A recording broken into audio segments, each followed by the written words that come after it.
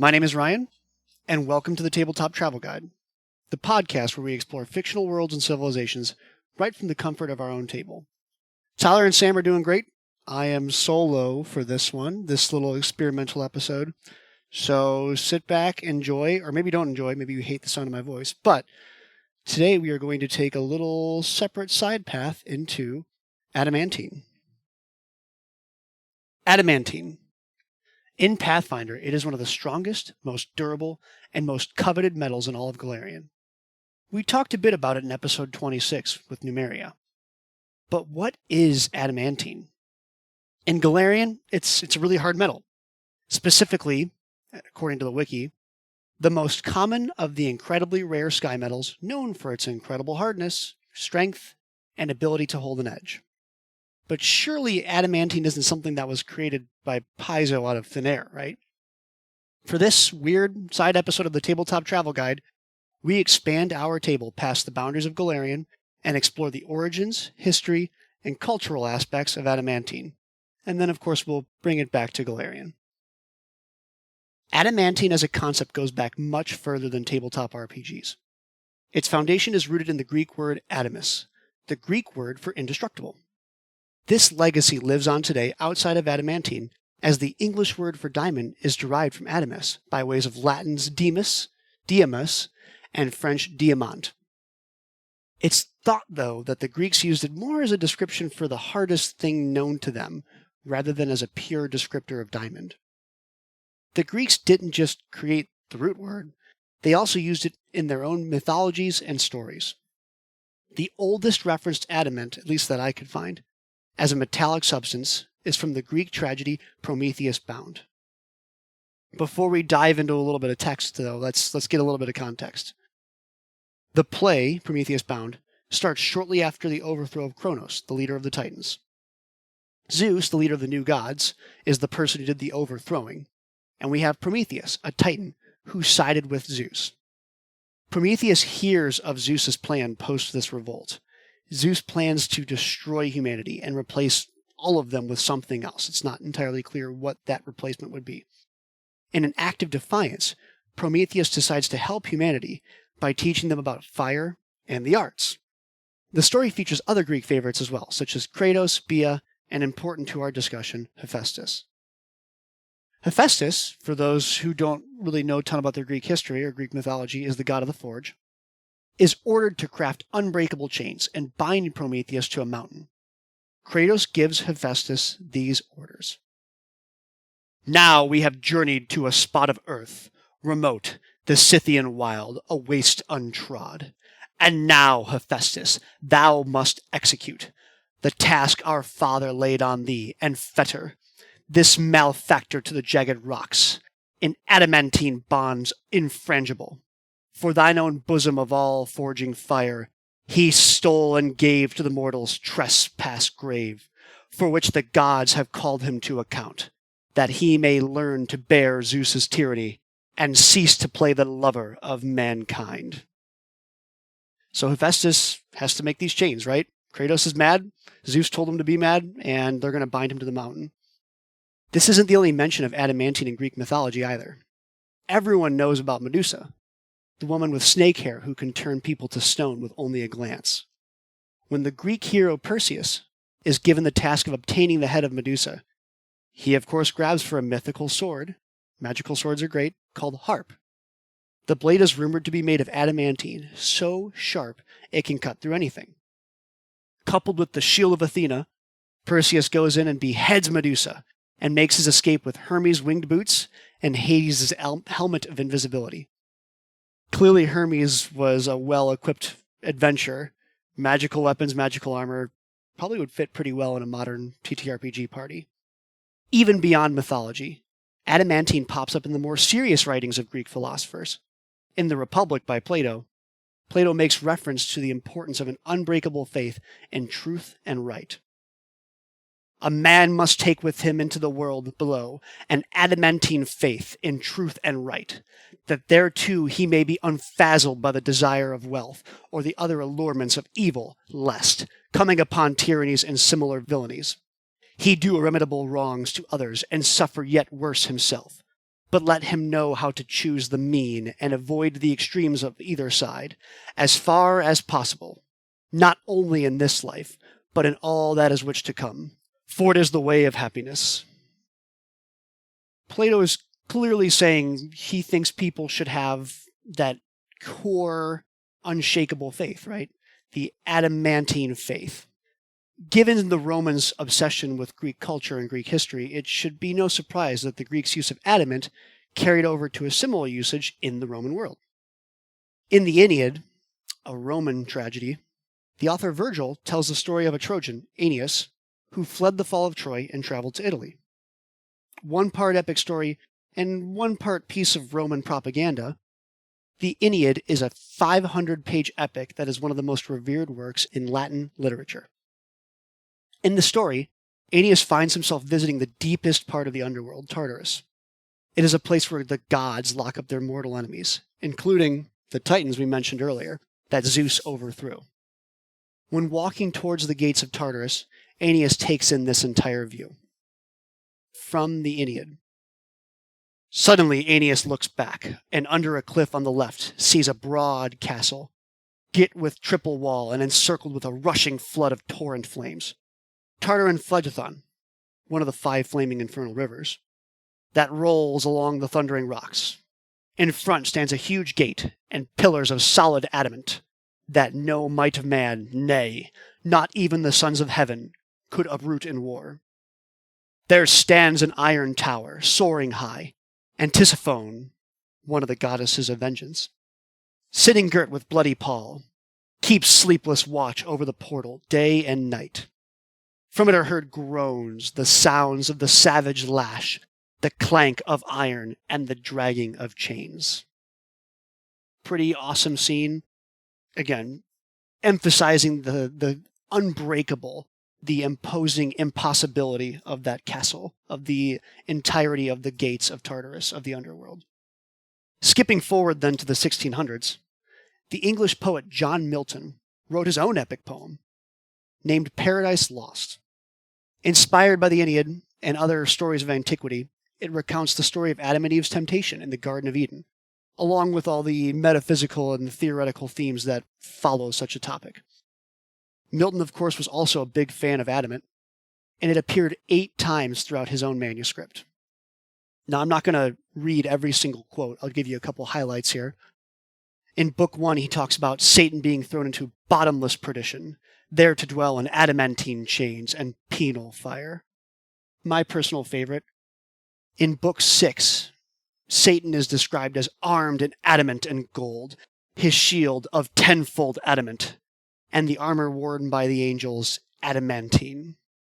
So again, using this word adamant as indestructible, as wildly imposing, as impossible to break. Major references to adamant and adamantine seem to die down a little bit after this. So we're going to jump forward again to the 1950s. The grandfather of modern fantasy, J.R.R. Tolkien, mentions a ring of adamant as one of the 3 elven rings of power. Now, I would probably have to lean more on Chad. He has a lot better understanding of Lord of the Rings mythology and everything. But I did find it interesting. Tolkien's interpretation of adamant is more in line with the original Greek understanding that it is of a pure metal. The band of the ring, adamant, is made of mithril, while the actual gemstone is the adamant. So it's more of a reference to diamond. Diamond being unbreakable, but gem-focused less than metal-focused. It is curious then that given how much of the modern TTRPG landscape is inspired by Tolkien, his version of adamantium and adamant actually doesn't make it in. It's the metallic version from like Paradise Lost versus his own gemstone version. This then largely brings us to the modern times of Dungeons & Dragons. In the original D&D Greyhawk supplement, adamantite is described as a strange alloy, which all +5 armor and shields are made. It's at this point I probably have to explain how, even in the 70s, adamant, adamantite, adamantine, we hadn't really settled on a single word for adamantine. In 2nd edition D&D, they had the following definitions, and these are going to change, but I'll give them to you here. Adamantium is pure forged adamantite, which is the raw ore form? Or maybe it's the final metallic version? Adamantine is the alloyed metallic form. Adamant is the pure metal. And adamantine is forged as a separate alloy from silver and electrum. And if that sounds really confusing, it is. There's a lot of disagreement in the different supplements. Why is adamantium and adamant both given a physical forged process? Like forging is a blacksmithing, but adamantine is an alloy and doesn't talk about the actual production process. It's very confusing. So by 3E, third edition of D&D, the writers have finally settled on the widely accepted definitions that we kind of use today. Adamantine is the normal name for weapons and armors. That's like your finished, refined metal. Adamantite is the raw ore containing both adamant and other stuff. So when you dig up metal from the earth, there is metal in there. There's also like rocks and silicon and just other stuff. Adamantite is the ore, and adamant is the refined, metallic but unprocessed metal. So to use a steel parameter or steel equivalent, hematite would be the ore. It contains iron, but it also contains other stuff. Pig iron is refined metallic. You take all the iron out. And then something like steel would be the actual like alloyed or finished material. And then, of course, the final sort of synonym is adamantium. It's used a little bit in 3.5. It goes away, I think, because of the reference to Marvel. Marvel kind of owns adamantium at this point, and adamantine kind of falls to the purely TTRPG and fantasy side.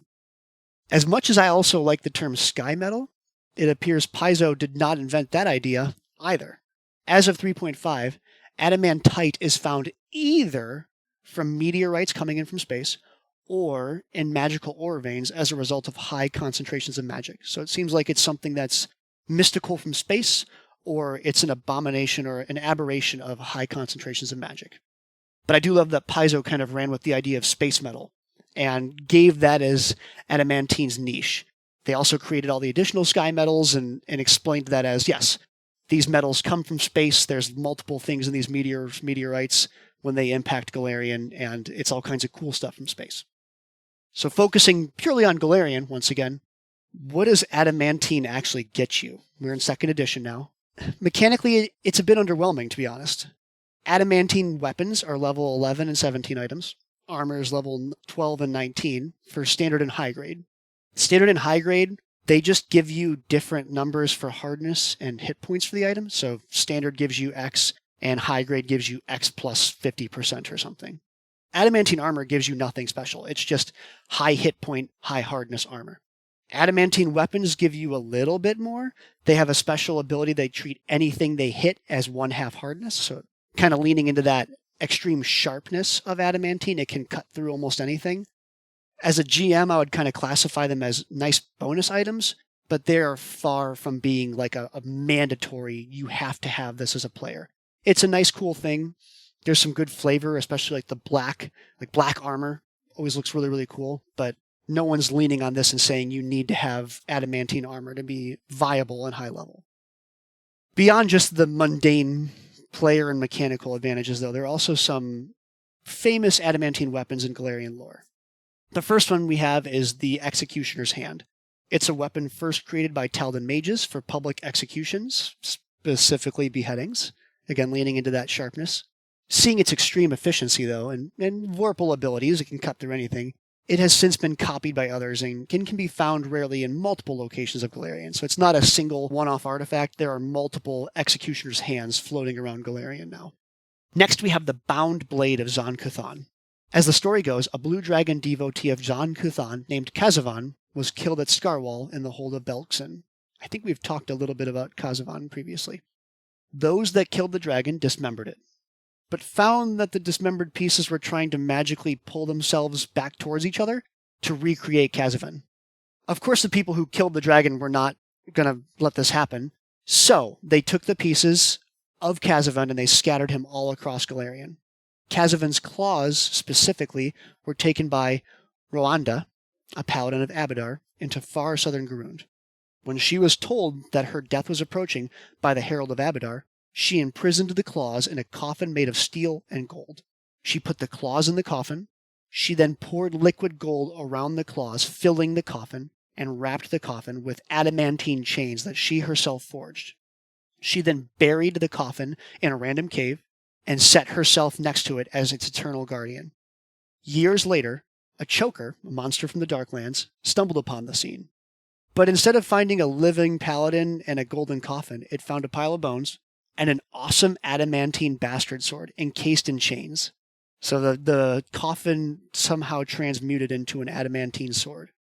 The bound blade is now missing. It's assumed to have gone into the Darklands, and no one knows where the bound blade lies now. Finally, we have Jorngal's Harm. We've talked previously about the Grey Gardeners and the final blades in our spoiler guide for Night of the Grey Death. For this quick episode, though, the important part is to remember that the final blades are magical guillotines that trap the souls of those who are executed. Kind of like Katana. I think I made that joke as well. Well, one day a group of gardeners were transporting a final blade and were ambushed by frost giants. The gardeners were scattered, and the final blade, hilariously named Toothy Morris, was taken back to the frost giants' camp and given to a frost giant sorcerer named Jorngal. Jorngal took the guillotine, threw away all the wood and support bits, and attached the giant execution blade to a large adamantine handle. Now called Jorngal's Harm, it's a huge two-handed great axe with an unbreakable handle and a magical soul-stealing guillotine blade. Also, no one is sure why, but the axe laughs when it kills people. It's an awesome weapon. It's still wielded by frost giants, specifically one named Bjolfarm the Bloody, who uses it to raid Galt and Taldor to this day, so that one can definitely pop up in your campaign. At the end of it all, you can make almost anything out of adamantine. In Pathfinder, there are adamantine weapons, adamantine armor, adamantine golems you can fight, adamantine spacecraft, and even adamantine dragons that run around. What started out as the ancient Greek word for hard stuff has become synonymous for black metal that is infinitely sharp and nigh indestructible. It appears in books, video games, TTRPGs, movies, all over the place.